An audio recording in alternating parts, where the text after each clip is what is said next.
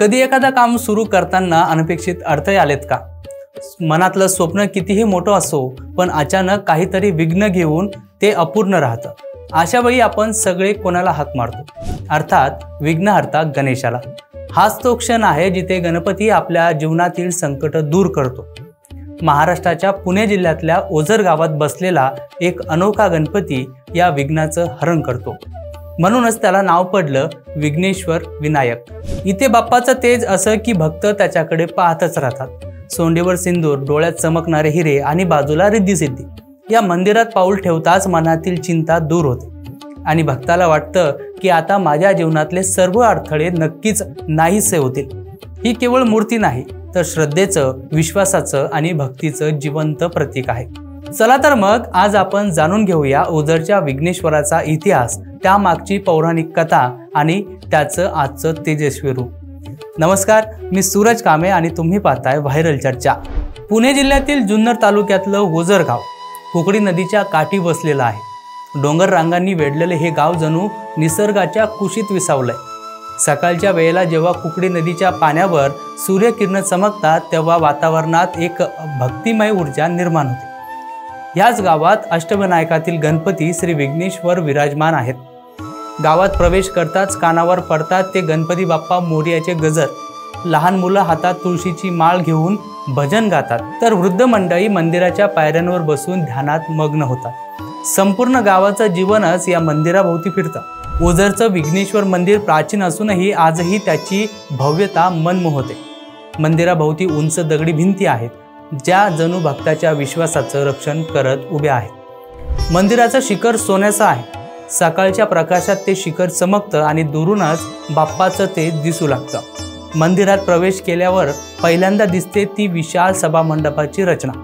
आतल्या गाभाऱ्यात पाऊल ठेवताच भक्ताचं मन वेगळ्याच भावविश्वास प्रवेश करतं। मूर्तीवर सिंदूर आणि तेलाचा गंध, डावीकडे वळलेली सोड आणि डोळ्यात आणि नाभीत जडलेले हिरे हे दृश्य भक्तांना क्षणात भुलवून टाकतं।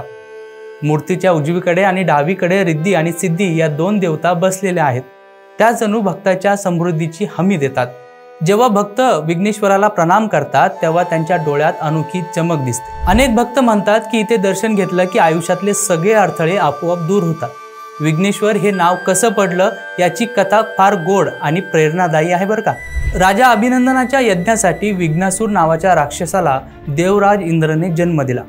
विघ्नासुराने सगळ्या धार्मिक विधी उद्ध्वस्त केल्या। तो इतका क्रूर होता की कुठेही पूजा सुरू झाली की तो तिथे धावत जाई आणि ती नष्ट करे।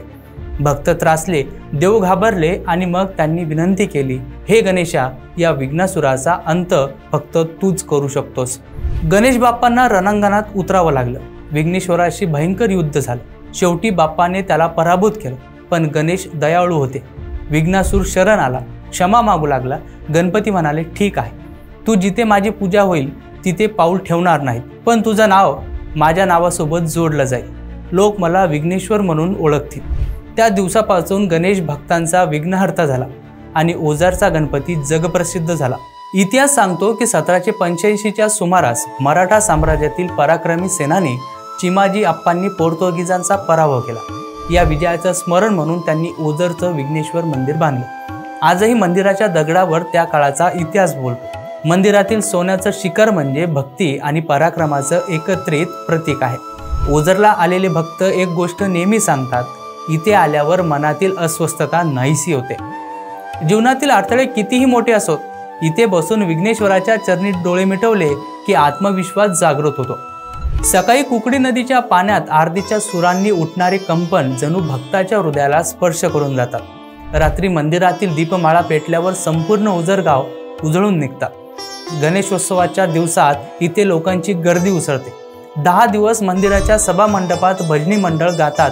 ढोल ताशांच्या गजरात आरती होत असते आणि भक्तांच्या चेहऱ्यावर दिसतो तो केवळ आनंद। ओझरचे हे रूप बघून असं वाटतं भक्तीच्या या जत्रेत प्रत्येकाला आपल्या जीवनासाठी नवीन प्रेरणा मिळते।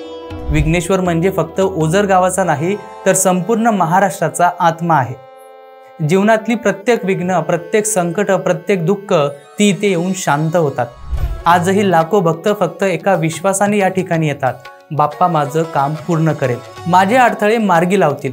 आणि आश्चर्य म्हणजे त्यांच्या मनातील हाक बाप्पा नक्की ऐकतोच। या मंदिराची सोन्याची कळस, डोळ्यातील हिरे आणि रिद्धी सिद्धींसह विराजमान गणपती हे केवळ स्थापत्य नाही, ही आहे श्रद्धेची ऊर्जा। अष्टविनायक यात्रेतील हा 7वा भाग आहे। इथं आल्यावर भक्ताला पुढचा प्रवास सहज होईल असा विश्वास त्या माध्यमातून भक्ताला मिळत असतो।